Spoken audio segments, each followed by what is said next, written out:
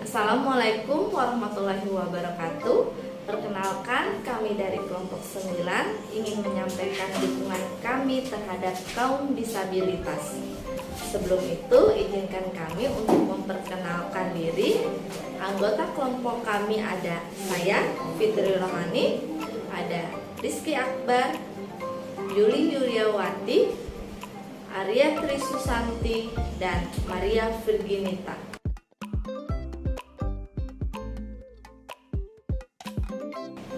Kami membuat video ini untuk memenuhi tugas akhir mata kuliah pengantar pendidikan anak berkebutuhan khusus dengan dosen pengampu Bu Hartini Nara dengan materi hambatan majemuk. Saya akan sedikit menjelaskan tentang hambatan majemuk. Apa itu hambatan majemuk? Biasanya anak-anak berkebutuhan khusus hanya memiliki satu hambatan. Misalnya hambatan penglihatan, hambatan pendengaran, hambatan fisik, Down syndrome, hambatan intelektual, cerebral palsy, dan lain-lain. Tapi jika memiliki lebih dari satu hambatan, maka disebut hambatan majemuk. Misalnya hambatan tunarungu dengan hambatan penglihatan seperti Helen Keller, hambatan penglihatan dengan hambatan intelektual, terus Down syndrome dengan cerebral palsy, dan lain-lainnya. Penyebab anak mengalami hambatan majemuk ada dua faktor, faktor kehamilan dan faktor di luar kehamilan. Faktor kehamilan yaitu prenatal atau sebelum lahir, bisa terjadi karena makanan dan minuman yang dikonsumsi oleh ibu saat kehamilan. Faktor natal saat proses kelahiran bisa terjadi karena penggunaan alat medis yang kurang tepat, terlalu lama saat proses melahirkan, dan lain-lain. Lalu ada juga faktor postnatal atau setelah lahir.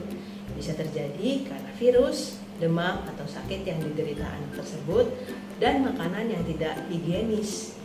Faktor malnutrisi bisa terjadi karena kurang gizi dalam masa pertumbuhan anak tersebut.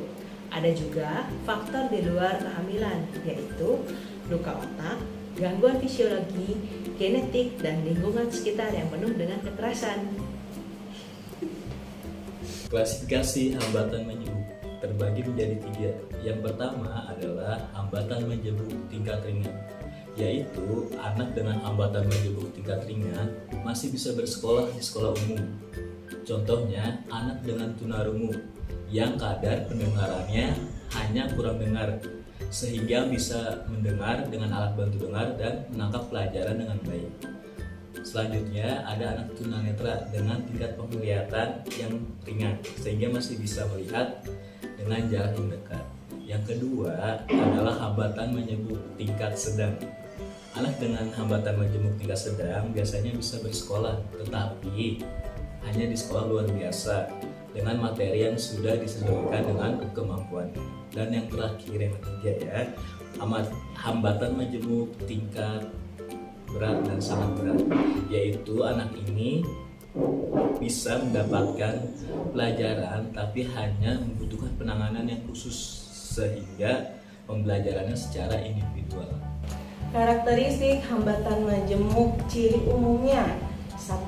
Kurang komunikasi atau tidak dapat berkomunikasi. Yang kedua, perkembangan motorik dan fisiknya terlambat. Yang ketiga, sering menunjukkan perilaku yang aneh. Yang keempat, kurang dalam keterampilan menolong diri sendiri. Yang kelima, jarang berperilaku dan berinteraksi yang sifatnya konstruktif. Yang keenam, kecenderungan lupa akan keterampilan yang dikuasainya. Yang ketujuh, memiliki masalah dalam menggeneralisasikan keterampilan dari suatu ke situasi yang lainnya.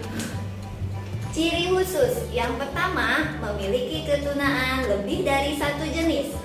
Yang kedua, ketidakmampuan anak akan semakin parah atau semakin banyak bila tidak cepat mendapatkan bantuan.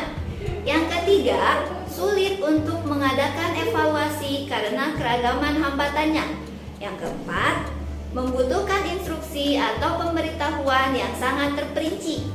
Yang kelima, tidak dapat menyamaratakan pendidikan anak.